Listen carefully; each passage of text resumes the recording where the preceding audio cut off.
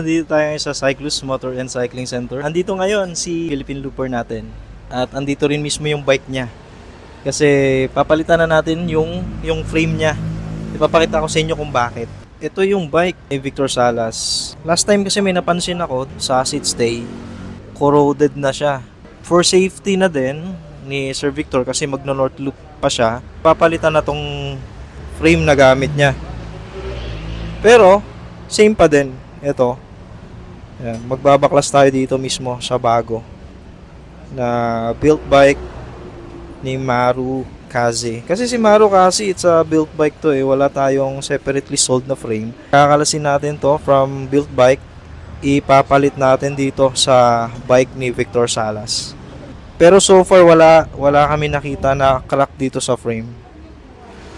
Nagkaroon lang talaga ng corrosion dito sa may seat stay banda. Siyempre guys, for safety ni Victor Salas, mag-iikot siya ulit sa norte at mabigat na naman ulit yung mga dala-dala niya. Papalitan natin ng bagong Maru Kaze frame yung bisikleta niya.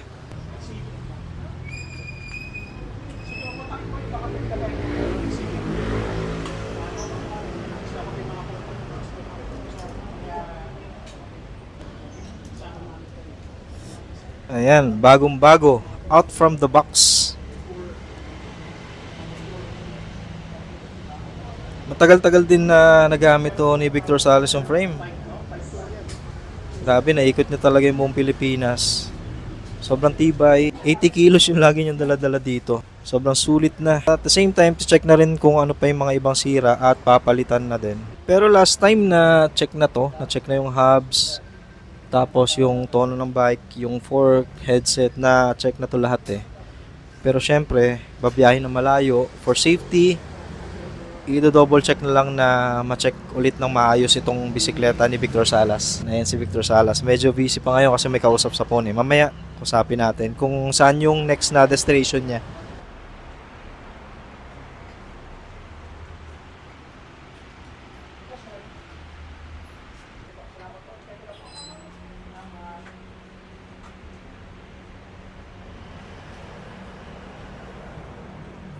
Kaso baka isa pang sakit sa ulo ninyo kasi isipin pa rin niya yung si Pangilinan, Kiko. Ayan, sama na.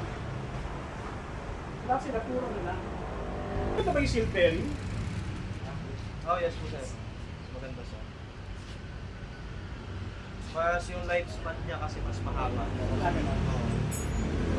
May most po.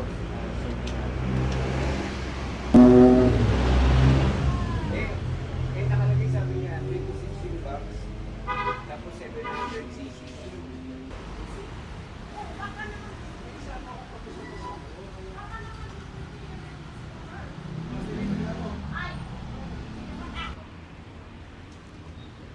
Sobrang makinis. Paganda oh. Sana nga magkaroon nito ng ano no, ng frame lang no. Si Maru no. Ganda yun.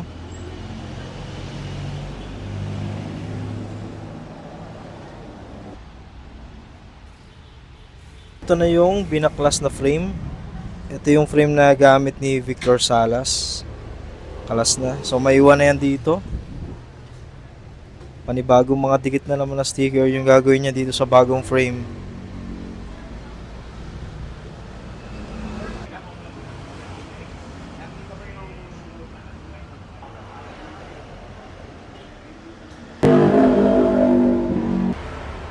Sir Victor, saan ba yung destination natin ngayon na susunod after nung pangalawang Philippine Loop mo? Gagawin natin yung workshop natin dito sa North Luzon. Kaya po this coming weekend, ang unang workshop po na pag-alis natin sa Kilometer 0 sa July 13, papuntang Bulacan, kila Sir Ronnie Dizon, Tuy si Batman. Sa kanila po mag-uumpisa yung unang workshop natin, collaboration with Team Apple. Ito na po yung North Loop na gagawin natin. See you po sa daan. Okay. 13 po tayo alis sa Kilometer 0. Hoping na magkita-kita po tayo sa daan. Okay, sige Sir Victor, update na lang sa page at nakasubaybay kami lagi sa'yo. Maraming salamat po sa lahat ng sumusuporta. Thank you very much po. Ayos tong bag ni Victor Salas, oh. Solid, waterproof.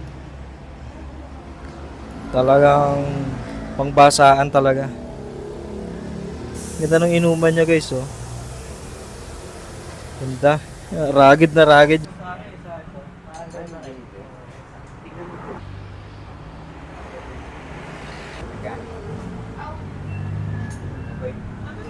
Ito yung inano ni Bike Edit na pinos na mga ram.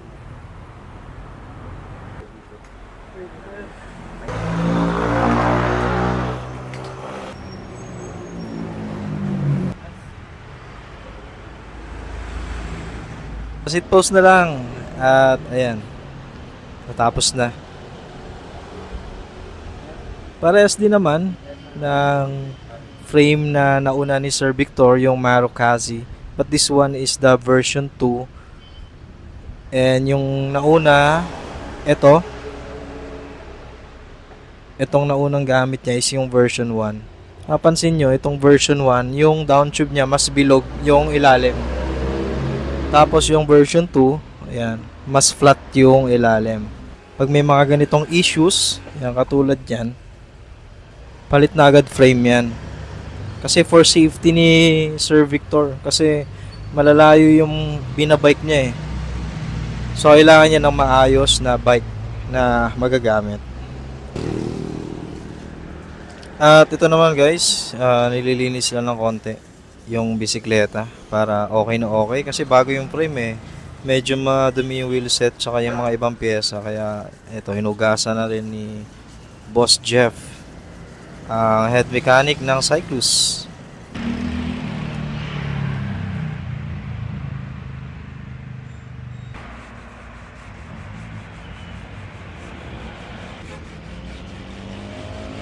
Tapos na yung bike ni Victor Salas at sinusubukan niya na ngayon kung okay na ba yung setup ulit ng bike niya. Ayun oh. Ayos ba sir? Ayos ba? Ayos po. Ganda po yung pagkano ng setup. Kita-kits po tayo sa linggo sa gaganapin nating workshop sa Batcave. Maraming salamat po sa Cyclus, Maru Bicycle Philippines, Sir Ian Howe, at saka kay Sir Ronnie at Team Apple. At syempre, salamat din po kay Sir Nico.